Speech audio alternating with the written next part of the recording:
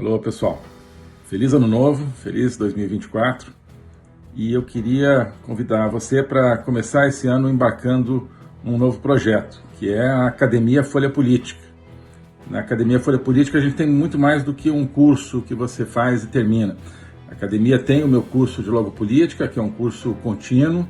Tem também a Agenda 2030, que é um programa semanal de análise da atualidade, e vários outros materiais, e tudo isso forma um conjunto que é de reflexão, de formação pessoal, de preparação nossa para enfrentar todos os desafios da nossa política, do mundo, do Brasil, daquilo que está destruindo nossa liberdade, nossa esperança, e também, portanto, um projeto para reconstruir essa esperança a partir de toda uma análise da cultura ocidental, do nosso manancial de cultura que a gente não pode perder e que é o nosso grande arsenal para enfrentar tudo isso, desde Aristóteles, Platão, passando pelas epístolas de São Paulo, Santo Agostinho, até chegar aos nossos autores contemporâneos, analisando também o outro lado, os autores que estão aí programando o fim da dignidade humana e contra os quais a gente precisa combater. Então, esse é o projeto da Academia Folha Política. Se você quiser conhecer e entrar nessa aventura intelectual e pessoal, junto conosco, os links estão aqui na descrição do canal, e vamos em frente juntos. Espero contar com você lá. Um abraço. O outro que eles querem que a gente não seja contra é o Estado, é o poder. No fundo, o que eles querem é que a gente não possa, nós, povo, a gente não possa ser contra o Estado. E o Estado hoje ele se mascara de diferentes maneiras. Ele se mascara de planeta, nos temas do clima. Olha, você é contra o planeta. Não, não sou contra o planeta, não. Eu sou contra o Estado. Quer dizer, não quero que o Estado mande em mim. Eu quero controlar o Estado. Democracia é isso. Mas o Estado, ele usa o planeta como escudo dele. Ele usa os imigrantes como escudo humano. Os imigrantes são um gigantesco escudo humano do poder globalista. As pessoas são pobres coitados, que estão ali, não tem culpa de nada, claro que não. Mas estão sendo usados como escudo humano. Porque para você cobrar do Estado o cumprimento da lei, para você se impor ao Estado como sociedade, hoje, nos Estados Unidos, por exemplo, você tem, de certa forma, que olhar por cima dessas pessoas, mas é difícil. Então, elas estão entre você e o Estado. Você não tem problema nenhum com elas enquanto seres humanos, o Estado que está ali atrás. Mas o Estado se escuda nessas pessoas. Você é racista, xenófobo, olha só, esse opção de gente aí tem sempre foto de mulher com criancinha no colo e tal. E aí, é claro, você se retrai. Não sou contra essas pessoas. Claro que não. O Estado está usando esse pessoal como escudo humano, e assim por diante. Então, o que pode estar acontecendo, sim, a partir dessa ação do Texas, é parte de uma reação da sociedade contra o Estado com os instrumentos que ela tem. Assim como na Europa, a movimentação dos agricultores, sobretudo, contra leis que querem acabar com a agricultura europeia, são ações de uma sociedade contra o Estado. A questão de que os agricultores franceses são contra o acordo do Mercosul e União Europeia, isso aí também como é que eu vou dizer? Isso é escudo humano também, o escudo agrícola. E isso é o seguinte, isso são determinadas narrativas que são criadas para dizer para esses agricultores que, olha, o seu inimigo aqui é o acordo com a União Europeia. Não é. O inimigo é o conjunto de políticas climáticas da União Europeia, das quais Macron e o governo alemão, Merkel antes, agora o Scholz, são grandes promotores. São as políticas do clima que querem acabar com a agricultura. Tem nada a ver com a coisa do Mercosul e União Europeia. A coisa do Mercosul e União Europeia, do jeito que a gente negociou, em 2019, terminamos a negociação, não afetaria nada a agricultura europeia, melhoraria um pouco o nosso acesso mercado agrícola europeu, mas não seria de nada disruptivo, como eles gostam de dizer, de nenhuma maneira. Mas, então, narrativas, inclusive governamentais, na França, não, o problema é a coisa do Mercosul, União Europeia, e alguns agricultores compram isso. Não, o problema é a política climática.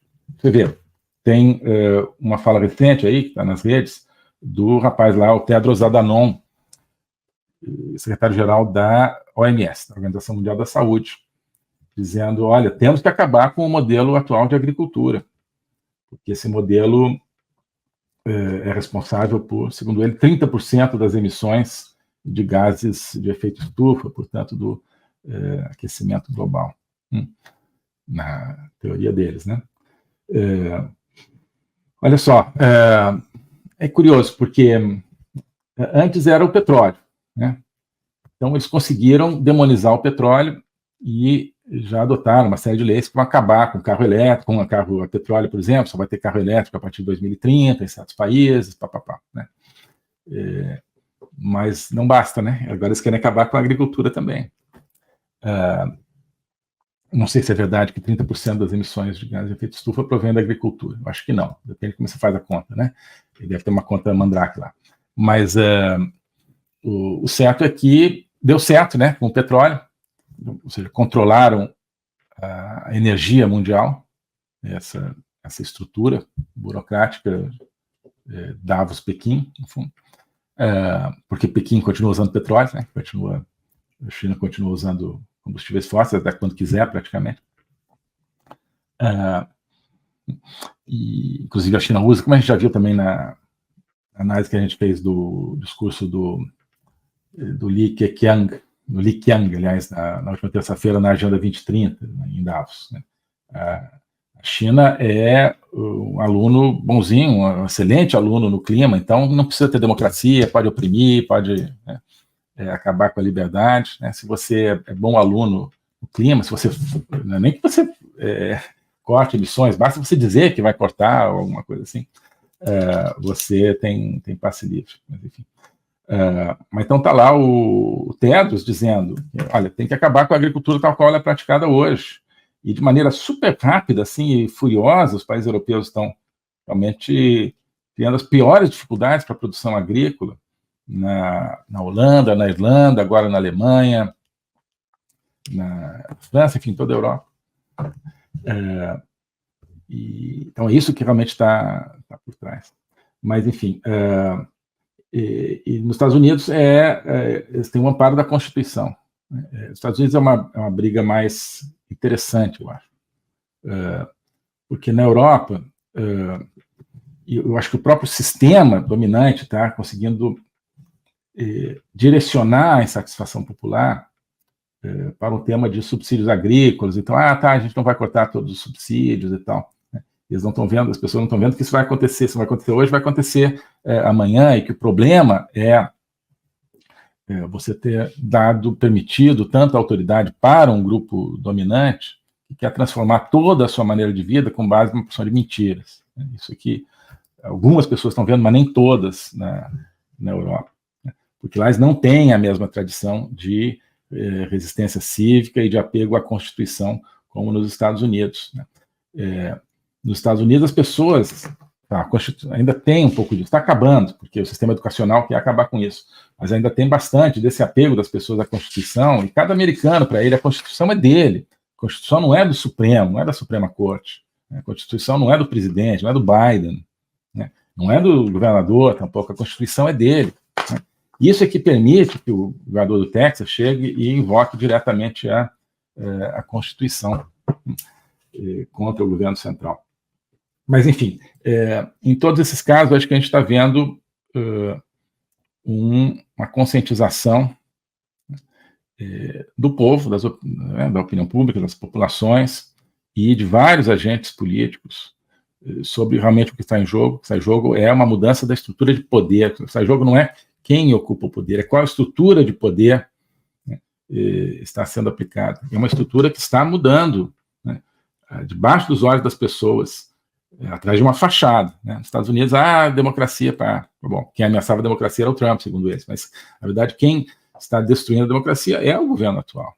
O globalismo existe, é uma coisa concreta. Ele é composto pelo Great Reset do Fórum Econômico Mundial, pelo projeto hegemônico da China, pelo programa de manipulação e conquista da América do Sul pelo Foro de São Paulo e outros elementos. E esses elementos eles atuam uns em benefício dos outros, sempre, principalmente através do controle da linguagem, porque o controle da linguagem é o controle do nosso pensamento. Então nós estamos tendo o nosso pensamento reprogramado, e essa reprogramação vai contra a nossa liberdade, vai contra a essência do ser humano. Isso é o globalismo. Com base nesse estudo, nessa experiência, é que eu criei o curso de Logopolítica. Toda semana eu dou aulas sobre geopolítica, literatura, filosofia, cultura de um modo geral, tudo isso em conjunto formando um espaço de conhecimento que eu denomino a logopolítica, para nós não apenas entendermos a ameaça do globalismo, mas podermos nos contrapor a ela. Se você quiser entrar nesse projeto de conhecer o globalismo e enfrentar o globalismo, clique aqui.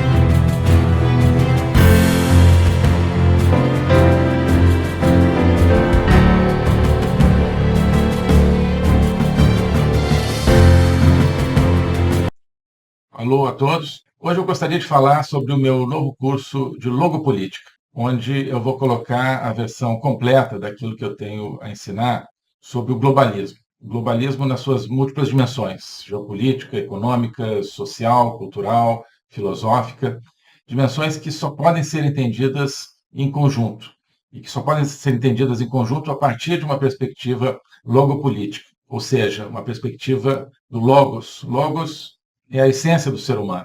É a racionalidade, mas é também a linguagem e a capacidade de se comunicar e de sentir a transcendência. E essa essência do ser humano está ameaçada e por isso a gente precisa entendê-la numa perspectiva logopolítica, portanto política, ou seja, que tem a ver com a discussão do destino, com a luta pelo destino. Portanto, logopolítica diz respeito à luta e ao combate pelo futuro da humanidade, pela essência do ser humano, que está ameaçada justamente pelo globalismo. Ensinar isso, para mim, é uma missão que eu quero compartilhar com vocês. É uma aventura intelectual para a qual eu quero convidar vocês, uma aventura que é fundamental para que possamos participar da luta justamente por um mundo verdadeiro, por um mundo autêntico, por um mundo que preserve a essência do ser humano, um destino de uma humanidade livre, de uma humanidade aberta justamente ao logos e a toda a sua complexidade. Nesse curso você vai entender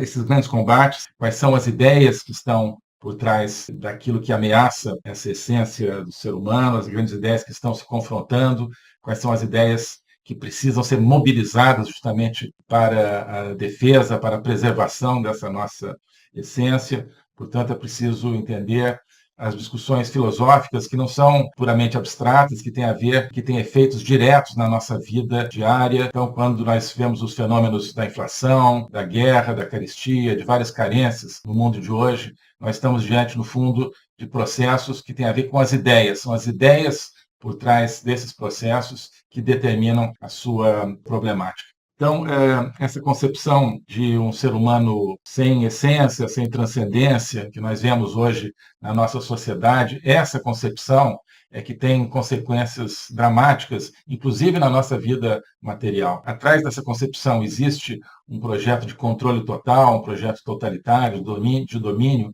É por causa disso que nós assistimos hoje a fenômenos que nos parecem caóticos, que nos parecem desconectados, mas que vão acabando com a nossa liberdade, vão desestruturando a nossa sociedade, fazendo com que nós vivamos, mesmo dentro de países teoricamente democráticos, cada vez mais dentro de uma sociedade de controle. Então, nós hoje temos, você certamente tem dificuldade de entender o que está acontecendo no mundo. Isso é decorrente justamente de visões parciais, que eu vou procurar cobrir e conectar. Então, não adianta entender apenas economia, apenas conflitos militares, ou apenas algumas questões sociais. né? É preciso entender as ideias que querem dominar o mundo e as ideias que precisam ser resgatadas para que nós preservemos a liberdade do mundo. Então é isso que eu quero oferecer a você nesse curso de Logopolítica. Nós vamos estudar o conceito, a evolução, a manifestação do globalismo, na história recente, sobretudo, mas ao longo de toda a história humana, as ideias atuais que conformam o globalismo, elas são muito antigas, assim como as ideias de defesa e preservação da essência do ser humano também são antigas. Então, nós vamos lá atrás, nos gregos, nos pré-socráticos, Platão, Aristóteles e vários outros autores ao longo da história, procurar entender tanto as ideias da defesa do logos, da defesa da essência do ser humano, quanto as ideias que hoje ameaçam tão fortemente e tão incisivamente a nossa liberdade